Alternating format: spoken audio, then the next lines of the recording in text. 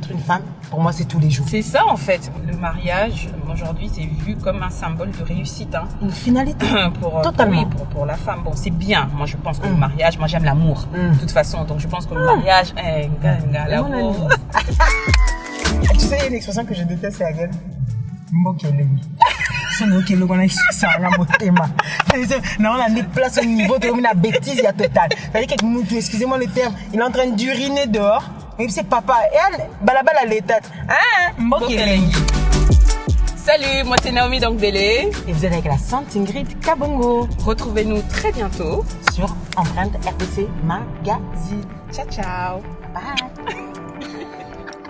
Empreinte RDC, votre magazine digital. Bon,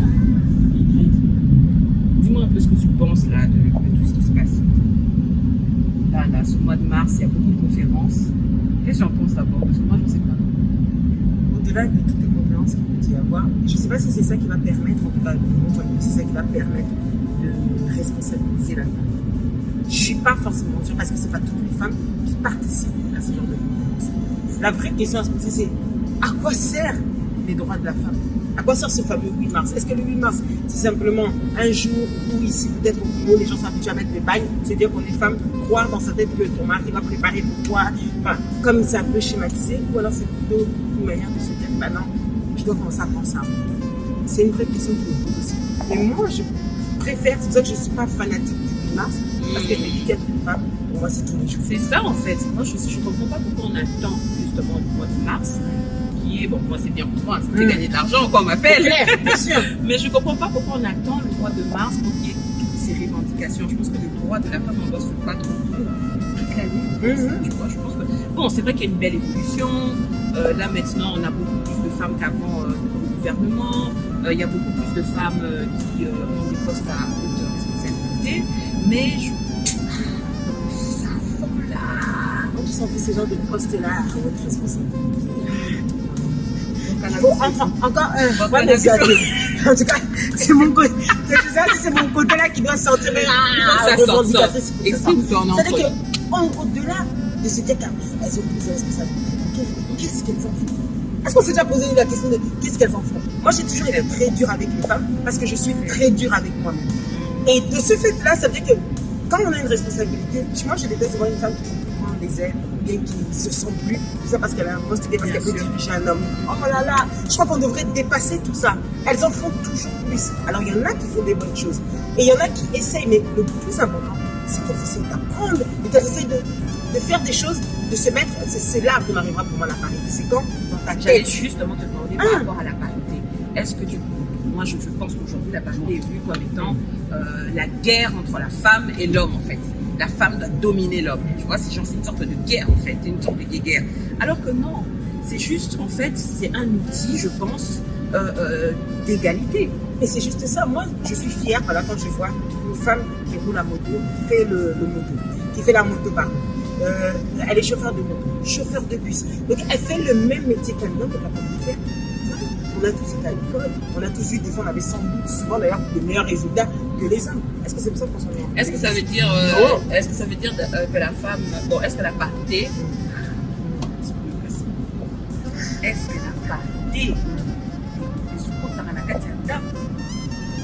qu'on entend la chrétienne? Moi, j'ai compris une chose. Bien comment moi, je le prends. Dès que c'est serein, mon analyse sur ces années. À la maison, en fait, c'est une complémentarité. Le bal, il c'est la complémentarité. Il faut se dire les vérités. Tu te laisses croire que c'est lui qui dirige en vérité la cousin d'une famille. L'histoire, elle est claire. Mais il y a un petit qu'elle a une possession là. Comme balle, on s'en est qu'à la banque. Un homme, il aura toujours ce truc-là de se dire c'est moi le chef. Et quand tu rebattes et quand tu retournes sur la vie, effectivement, il est le chef. Est-ce qu'on dit qu'il est le chef de il te bat. Il te dit, toi, tu restes à la maison. Et puis, lui, il fait ça. Non, il est le chef, mais il a besoin de elle. Il a besoin de son conseil. De son conseil qui vient de dire. Et au final, quand tu te rends compte, au final, généralement, les femmes qui sont. Nous, on a plus ce sens de responsabilité. On a plus ce sens d'intérioriser. Et de porter aussi, je pense. Exactement. Ton homme, tu portes ses rêves, tu portes sa vision, tu portes vos enfants. Ça. Et donc, tu l'accompagnes. Tu l'accompagnes. Et quand vous marchez comme une équipe, et tu connais sa place, et tu connais la tienne, Tu verras plus comme même quand les gens en arrivent à parler de la soumission et tout ça. Parce qu'il y a beaucoup de femmes, beaucoup d'hommes aujourd'hui qui se disent oui, les femmes aujourd'hui, vous êtes à fond dans cette histoire de parité et tout ça, alors qu'à l'époque, le papa, nos mamans, je dis non. Moi, dès l'instant où je sors de chez moi, c'est là que je suis la boss, c'est là que je parle, c'est là que je dirige. Mais quand j'entre dans ma maison, je suis sous l'aile, tu vois, de la personne avec qui je suis. Bien sûr. Et d'ailleurs, en parlant de ça, comment tu vis en fait, explique-moi, parce que moi, pour moi, c'est quand même un problème aussi. Le fait d'être une femme dans les médias, tu sais quoi? Je te dis une vérité. Et toi, tu me diras ce que tu penses. Mais pour moi, c'est malgré tout. Avant d'entrer dans le vif, c'est malgré tout qu'on a trouvé l'aventure. Je donne un exemple. Il faut se le dire, les femmes des médias ont eu un peu caché et elles ne sont pas forcément très reportées. Donc, il n'y a jamais de fumée sans feu. Et ça, c'est une réalité. C'est une réalité qu'on aime souvent taire quand on arrive devant la caméra pour masquer les choses. Je jette la pierre à personne. Je ne connais pas les difficultés des gens. Mais il y a une chose que j'ai toujours retenue au sein de Tina pour le faire avec excellence. Briller, et je suis encore dans mon parcours, c'est la rigueur. Absolument. Et la rigueur, c'est quelque chose qu'on a depuis l'école. C'est quelque chose que tu as dans toute chose que tu fais. Si tu as déjà cette mentalité-là, tu as déjà cette rigueur-là, de faire les choses comme il faut, de mettre les choses à leur place, normalement, tu verras ce métier normal. Absolument. Ça peut arriver qu'il y a des personnes, des fois, tu les as eues qu'une seule fois, il faut se poser des questions. Tu dis, tu ne reçois pas tête, tu ne reçois pas si tu repasses. Est-ce que vous connaissez les situations? Non, vous ne connaissez pas, on ne viendra pas vous dire parce que ce qu'on veut, c'est mettre le promo en avant, mettre nos invités en avant, mettre toutes les personnes que nous recevons en avant. Il faut se dire les vérités. Être une femme de médias, c'est pas facile et encore plus difficile. C'est encore plus difficile ici, pour même se faire sa place. Tu sais, même pour quand tu vois dans un bureau, on voit d'abord ton cerveau. Oui, on t'a déjà vu. Tu as la carte pour dire à Moni Naomi. Hey, Datika! Nani, quand tu as regardé ta Moni, on a essayé de dire que voilà quoi. Déjà, arrête, tu me déconcentres. Voilà. Tu me déconcentres. Elle me déconcentre. Coupez. Non, mais sérieusement, c'est vrai, tu as raison. C'est très difficile parce que maintenant, justement, c'est la rigueur qui fait en sorte que les gens commencent à respecter la personne en question. Mais avant que les gens commencent à respecter, est-ce qu'on ne devrait pas les respecter? Ne pas accepter, c'est-à-dire que, attends, on a tous connu ça où on te dit, vous faites cette émission, ok, te fait comprendre, je peux entrer dans les détails, te fait comprendre que, en vrai, on n'a pas été libéré quand j'ai dit ça, vous êtes compris. Et quand on dit ça, et que toi aussi tu acceptes ça, et que après le lendemain tu arrives devant ton invité, en sachant tout ce qui s'est passé, c'est normal qu'après quand on voit ta collègue qui arrive, on dit, exactement. Toi tu es spécial. Parce que nous-mêmes, à un moment donné, on a refusé de dire non.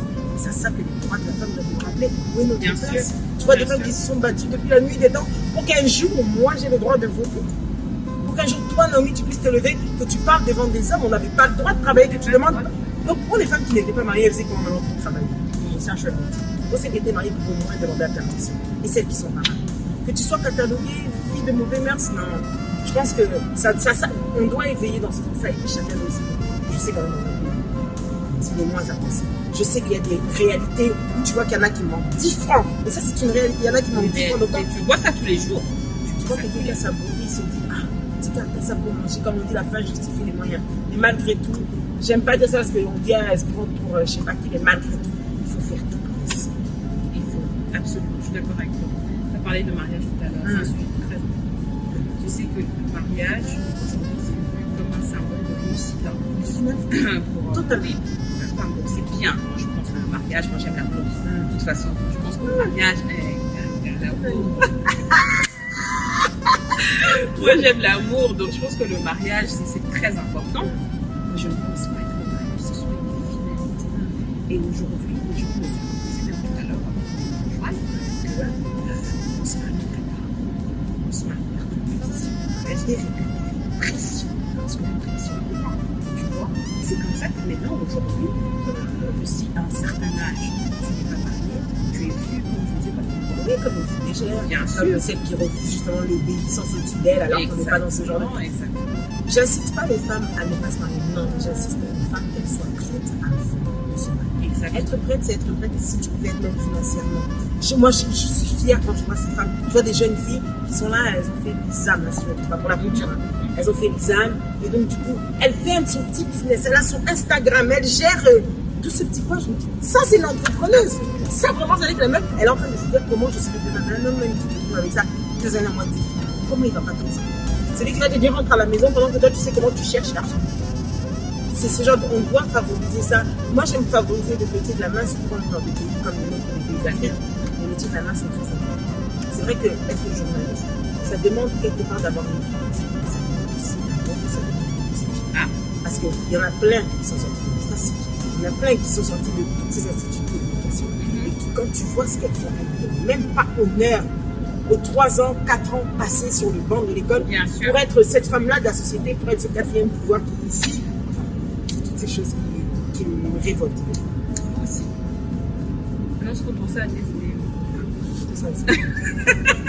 Faut former, je pense. Mais au-delà de former, je crois qu'il faut surtout éveiller les consciences. Tu sais, on a parlé de quelque chose qui m'a visité à la journée, la 4e journée de chambre des femmes. Allez, continue. Alors, qui face à la prédation financière, quel est notre rôle à nous? Tu sais que je me dis, serment, tout le monde vient pour la fin avoir son cachet. Sinon, on va commencer à dire des choses. Il a essayé de nous montrer une certaine réalité, de montrer comment, dans les sociétés, quel est notre rôle à nous. Il a dit, ça commence à partir de la mère. Ça commence à partir de la famille. Il a dit, vous savez que dans tous les prédateurs qu'on est en train de chasser là, eh bien, le plus qu'on apprend, ce sont des hommes. Et dans les femmes, dans les ministères qu'elles gèrent, et bien généralement, on ne trouve pas ces bavures. Pourquoi Akoyo Kamawa. Et puis quand on vole, et ça, on a bien de base au soir. Mais une femme, elle est capable de dire à l'enfant, c'est ce que j'ai dit, elle est capable de dire à l'enfant à l'école que soit c'est le code. Non, ne fais pas ça parce que le vie de nos amis n'est pas. Pourquoi elle lui enseigne déjà que même quand tu entres au supermarché, les amis qui payent ses ministres, qui payent ses autorités, c'est votre argent à vous. Donc quand on vole, c'est pas l'État baïbi, c'est vous qu'on a volé. Je me suis dit que ces choses-là, au-delà de ça, nous tous là, on a un rôle. Ça répondait à la question que tu m'as posée. On a tous un rôle. C'est-à-dire que même toi, quand tu vois une injustice, même au supermarché, au monde, non, on va tous réclamer. Fais la queue comme tout le monde. On a un problème, on a des retards, on a des problèmes qui datent depuis chez nous. Mais nous tous, on attend.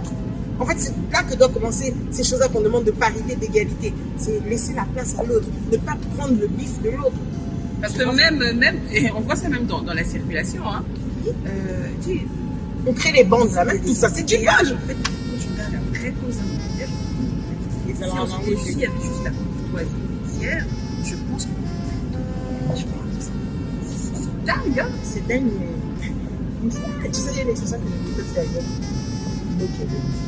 Sur le kilo, on a 600, là, on a des places au niveau de la bêtise, il y a total. C'est-à-dire que nous, excusez-moi le terme, on est en train d'uriner dehors, mais c'est papa, et balabal à l'état. Ah, c'est ça. Non, mais je dis non, c'est accepte ça, exact. Inacceptable. Et on est arrivé justement à un point où on accepte ça, je pense. Mais il faut, comme je dis, éveiller les consciences. C'est quoi qui l'a fait de lui comme ça?